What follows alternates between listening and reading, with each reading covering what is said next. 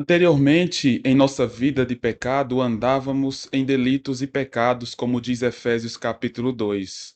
Andávamos desgarrados como ovelhas perdidas sem um pastor. Estávamos distantes do Senhor, mas Ele, o Deus real, o Deus verdadeiro, nos alcançou. O Deus Filho encarnou e deu a sua vida em nosso favor. É por isso que nós podemos ter hoje a vida eterna com Deus. É por isso que nós podemos hoje dizer que somos filhos de Deus. Mas conforme o tempo passa, nós podemos nos distanciar do Senhor. Infelizmente, por causa de nossa situação pecaminosa. Mesmo que transformados, nós ainda pecamos. Como é dito em 1 João, aquele que diz que não tem pecado é mentiroso. Mas fato é que nós não podemos viver na prática do pecado. Em 1 João também fala sobre isso, que aquele que permanece na prática do pecado, esse não é de Deus.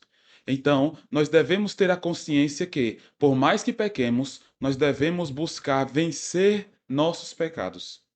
Efésios capítulo 4, versículo 22, nos fala sobre isso, no sentido de que, quanto ao trato passado, vos despojeis do velho homem que se corrompe segundo as concupiscências do engano.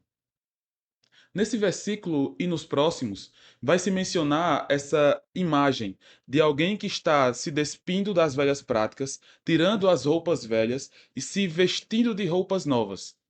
Essa imagem casa muito bem com a vida cristã. Estávamos em delitos e pecados, mas pela graça de Deus em nossas vidas, por Ele ter nos salvado, nós podemos agora nos despir do velho homem, tirar as velhas roupas e vestir as novas roupas do novo homem, da nova criatura.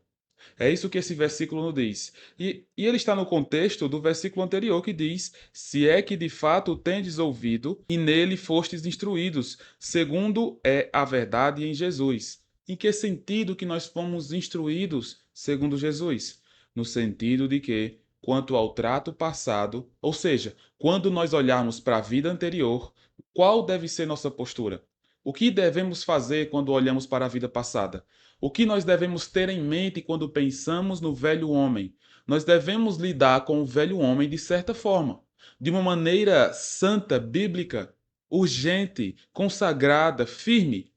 E esse trato é o que é descrito aqui nesse versículo. Quanto ao trato do passado, devemos lembrar que temos de tratar o passado de certa forma. Devemos nos despojar dele.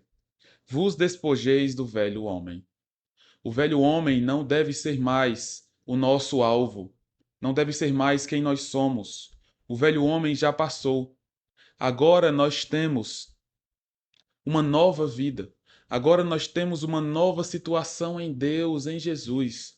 Aquelas coisas já passaram, nós devemos nos livrar delas. Lembre-se, com todo o vigor que você tem, lembre-se, você não deve viver nas práticas antigas. Você não deve viver segundo o mundo, segundo seus desejos, segundo seus pensamentos. Lembre-se, você deve se despojar. Nós, cristãos, devemos nos despojar do velho homem. Não podemos permanecer como estávamos. Não podemos permanecer como o velho homem. Nós devemos nos transformar, nos renovar dia após dia. O versículo ainda continua nos dizendo que se corrompe segundo as concupiscências do engano. O velho homem, que nós devemos nos despojar, ele se corrompe. Ele é corrompido. De que maneira? Segundo os seus desejos ardentes, a ideia de concupiscência é isso. Desejos ardentes do engano. O que isso nos diz? Que aqueles desejos fortes pelo pecado, pelos prazeres carnais, pelos prazeres que nós podemos ter pecaminosos, isso é engano. Concupiscência do engano, desejos desenfreados do engano. Não deve ser assim a vida do cristão. Nós não podemos viver dessa maneira. Nós devemos buscar viver de uma maneira pura, santa, consagrada a Deus. Não podemos entender que a vida cristã, ela é simplesmente você ter aceitado a Jesus um dia na sua vida e agora permanecer do mesmo jeito. Não é assim. Nós devemos entender a vida cristã como ela de fato é. Devemos entender a vida cristã buscando seguir os passos de Deus, de Jesus Cristo. Você tem buscado os passos de Deus, de Jesus Cristo? Você tem seguido a vida com o Senhor? Você tem buscado amar mais a Deus, seguir mais ao Senhor, servir mais a Deus? Te chamo a isso. Volte-se para Deus, você que está distante do Senhor. Volte-se para o Senhor.